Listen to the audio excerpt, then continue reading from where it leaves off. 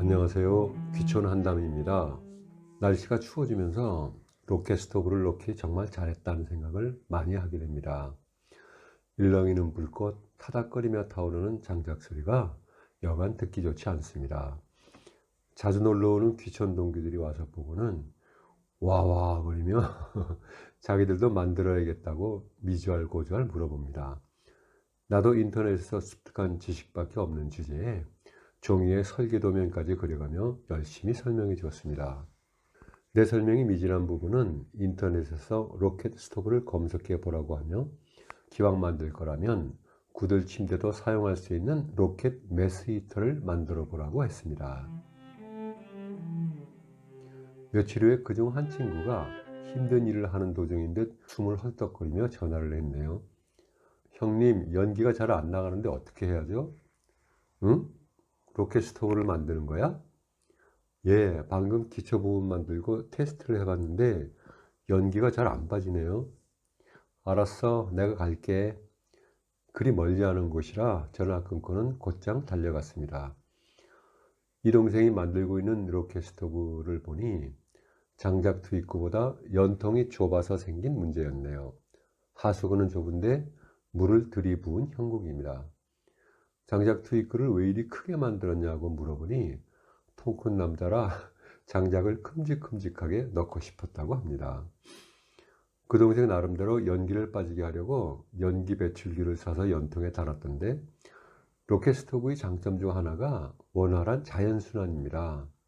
연기 걱정 없이 돌아가는 구조이니 로켓 스토브에 배출기를 단다는 건 난센스입니다. 동생에게 설명해주고 연통 직경을 더 큰 녀석으로 바꾸며 연기가 잘 빠지게 되었습니다만 장작 투입구가 워낙 큰 탓에 강풍이 불 때면 가끔 연기가 역류하기도 한다더군요. 장작 투입구와 연통의 규격을 잘 조정해야겠습니다. 그 동생은 낚시가 취미라서 바닷가 간 김에 이렇게 소라와 조개 껍질들을 주워와 붙였더군요. 50대 노총각인데 낭만파 총각이죠. 유리 냄비 뚜껑은 우리가 장에서 사온 김에 하나 더 사왔던 뚜껑을 줬는데 우리 것보다 훨씬 커서 불길이 시원하게 들여다 보입니다. 괜히 줬나 봐. 우리 것보다 더 근사해. 하고 3초간 배가 아팠습니다.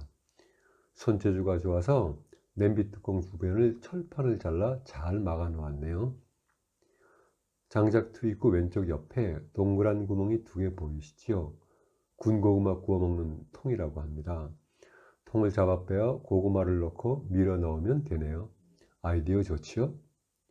이 고무틀은 인터넷에서 구입했다고 합니다. 이 동생이 가겠다는 날을 붙잡고는 기어코 고구마를 구워 주었는데 나를 위해서라기보다 자랑하려고 그런 것 같습니다. 군고구마는 맛이 기가 막혔지만 군고구마 맛이 좋을수록 또 배가 아프네요. 울며 고구마를 먹는데 이 동생이 하는 말, 군밤 구워 먹으면 더 맛있다네요.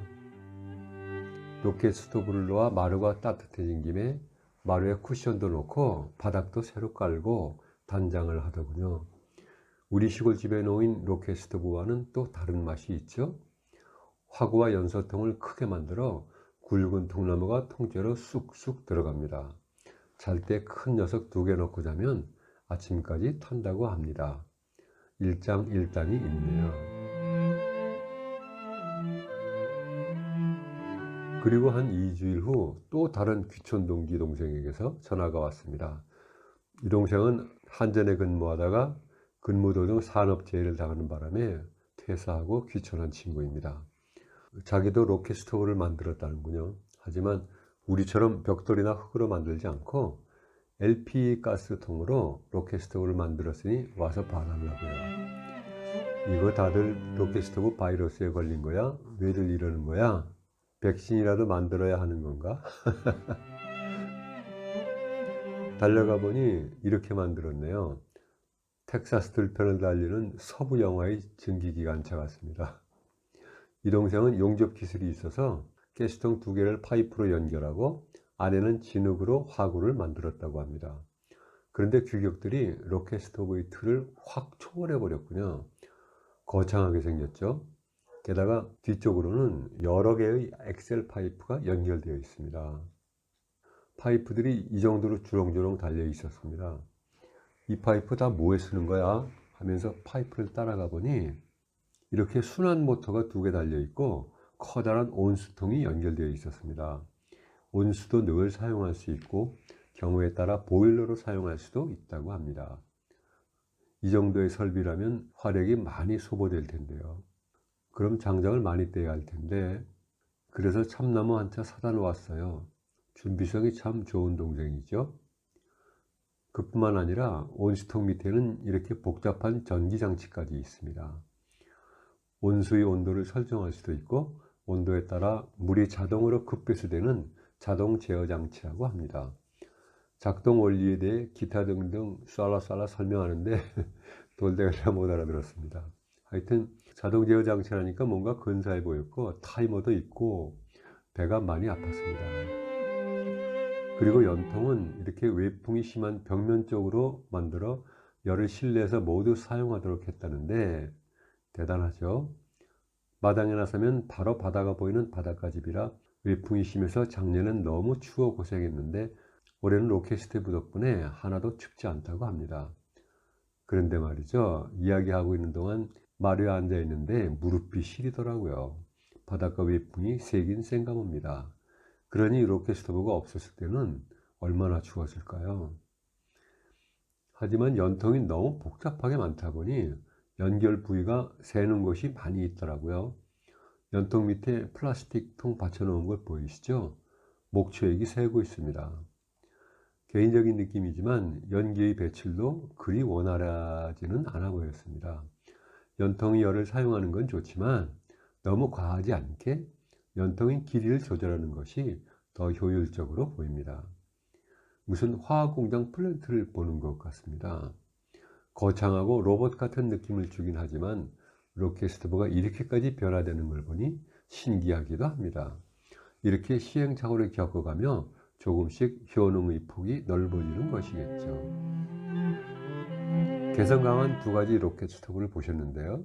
자신에게 맞는 마음에 드는 아이디어가 있다면 잘 활용해 보시기 바랍니다. 어떤 로켓스토브가 새로 탄생될지 궁금해지네요. 인류가 이루어놓은 많은 문명과 문화가 대략 이런 형태로 발전, 진화하고 전이 전파되었겠죠.